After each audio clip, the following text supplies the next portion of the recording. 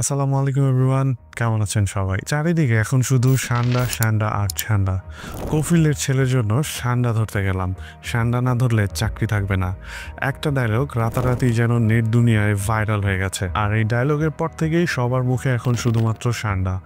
সবাই শুধুমাত্র সান্ডাই বলছে, কিন্তু সান্ডার ইতিহাসটা কারোর জানা নেই। চলুন আজকে জেনে নেওয়া যাক এই সান্ডার ইতিহাস। আমাদের দেশে অনেকেই দেখা যাচ্ছে সান্ডা বলে আসলে আবার গুইসাপ ধরে খেয়ে ফেলছে, কিন্তু গুইসাপ এবং সান্ডা দুইটা কিন্তু একেবারে আলাদা জাতের প্রাণী। আরবে সান্ডাকে বলা হয় ডাভ, কিন্তু আপনি কি চিন্তা করে দেখেছেন এর উৎপত্তিটা কোথা থেকে? আমি যদি বলি আজ থেকে প্রায় 300 মিলিয়ন বছর আগে এই সান্ডার উৎপত্তি, তাহলে কি বিশ্বাস হবে? এর পূর্বপুরুষের নাম হচ্ছে ডেপসেড রেপটাইলস, যা কালের বিবর্তনে আজকের দিনে সান্ডার রূপে প্রচলিত হয়েছে। কিন্তু আরবের লোকজনের এটা এত প্রিয় খাবার কেন? এই খাবারের কি আলাদা কোনো উপকারিতা রয়েছে?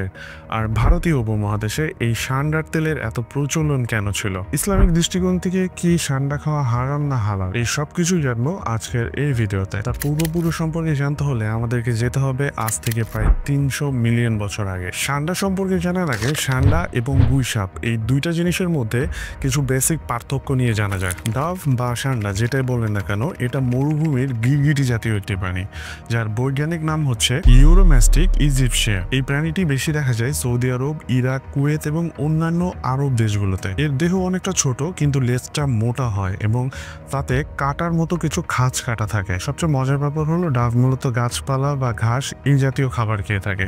এটা হচ্ছে একটা তৃণভোজী প্রাণী। অন্যদিকে যদি গুইসাপের কথা বলেন, এটাও গিরগিটি জাতীয় প্রাণী, যার বৈজ্ঞানিক নাম হচ্ছে ভেরানাস বেঙ্গালেসিস। এটাকে আবার মনিটর লিজার্ডও বলা হয়। এই প্রাণীটি সাধারণত বাংলাদেশ, ভারত এবং পাকিস্তানে পাওয়া যায়। এটা দেখতে অনেক বড় এবং এর একটি লম্বা লেজও রয়েছে এবং এটি হিংস্র স্বভাবের হয়ে থাকে। এই প্রাণীটা কিন্তু আবার মাংসাশী। এটা ছোট প্রাণী, ডিম, এমনকি মৃত প্রাণী খেয়ে থাকে। এখন এই দুইটা প্রাণীরই আসলে পূর্বপুরুষ নিয়ে যদি কথা বলতে হয়, তাহলে বলতে হবে তাদের পূর্বপুরুষের জন্ম আজ থেকে প্রায় 300 মিলিয়ন বছর আগে।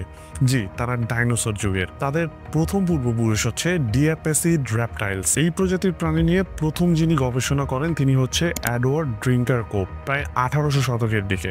তিনি সর্বপ্রথম এই প্রাণীর একটি মাথার খুলি খুঁজে পান এবং সেটা নিয়ে পরীক্ষা নিরীক্ষা চালাতে থাকেন। তিনি ছিলেন একজন জীবাশ্ম বিজ্ঞানী এবং তিনি পরীক্ষা চালানোর পর যেটা পান সেটা হচ্ছে এই প্রাণীর মাথার মধ্যে দুইটা ছিদ্র ছিল। এখন এই প্রাণীগুলো যদি বিবর্তনের কথা বলেন, তাহলে হচ্ছে ডাইনোসর, টিকটিকি বা কুমির, সাপ বা মনিটর জাতীয় লিজার্ডগুলোকে বলা হয়। এরপর এর বিবর্তন ঘটে হচ্ছে ল্যাপিডোসোরিয়া প্রজাতিতে, যার বিবর্তন ঘটে প্রায় আজ থেকে 250 মিলিয়ন বছর আগে। আর এই প্রজাতিগুলোর মধ্যে যেগুলো পড়ে সেগুলো হচ্ছে বর্তমান যুগে আমরা যে পাখিগুলো দেখি আসলে তারা। আর এর পরের বিবর্তন হচ্ছে প্রায় 200 বছর আগে স্কুয়োমাটা। এই প্রজাতির অধীনে পড়ে মূলত টিকটিকি এবং সাপ জাতীয় প্রাণী। আর সর্বশেষ আসে ভারানিরি ফ্যামিলি, যার বিবর্তন ঘটে প্রায় আজ থেকে 100 মিলিয়ন বছর আগে।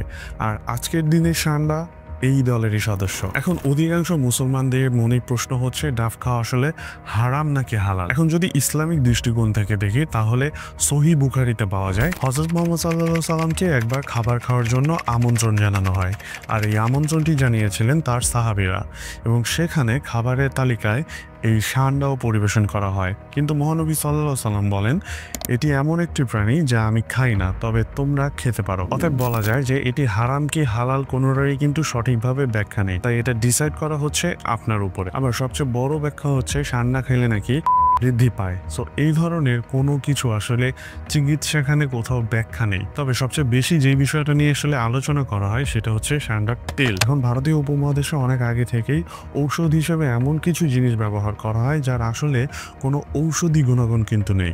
এই সান্ডার তেল হচ্ছে তেমনই একটা জিনিস। মূলত এই সান্ডার লেজের অংশে এক ধরনের চর্বি থাকে।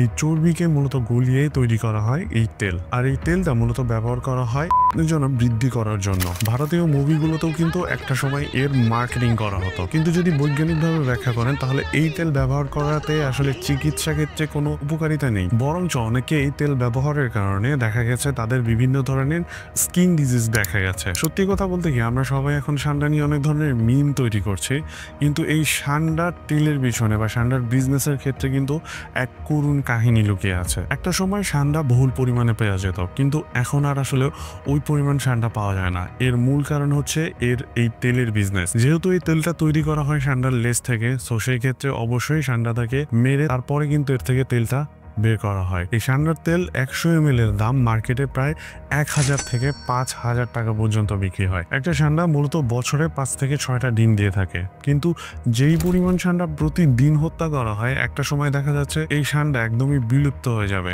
হয়তোবা আগামী 15 থেকে 20 বছর পর এই প্রজাতিটা আমরা আর কোথাও খুঁজে পাবো না। এখন আসেন কফিলের ছেলের আসলে সান্ডা এত প্রিয় কেন সেটা সম্পর্কে জানা যায়। আসলে আরব দেশগুলোতে এটা আসলে এখন একটা ট্রেন্ড হয়ে গেছে, কারণ একটা সময় এই সান্ডা খাওয়া হতো শুধুমাত্র দৈহিক চাহিদা মেটানোর জন্য। কারণ আরবের বেশিরভাগ লোক কিন্তু আবার সান্ডা খায় না, এটা শুধুমাত্র বেদুইন প্রজাতির লোকজনই কিন্তু খায়, কারণ সে সময় অন্য প্রাণীর গোস খাওয়াটা অনেক ব্যয়বহুল ছিল।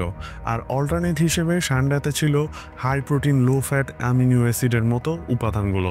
সো যার ফলে এটা দৈহিক চাহিদাগুলো মেটাতে পারত, দেহ থেকে ক্লান্তি দূর করে দিত, যার ফলে তাদের মধ্যে একটা ভুল ধারণা কাজ করতো যে সান্ডা খেলে হয়তোবা তাদের দেহে অনেক বেশি পরিমাণ শক্তি চলে আসে। এখন সোশ্যাল মিডিয়াতে আসলে অনেকেই এই বিষয়গুলো নিয়ে ভিডিও বানাচ্ছে, বা কিছু বিষয় আসলে একদম ক্লিয়ার থাকা প্রয়োজন, কারণ ভুল তথ্য ব্যবহার করে অনেকেই বলে থাকে যে সান্ডার তেল ব্যবহার করাটাও কিন্তু হালাল।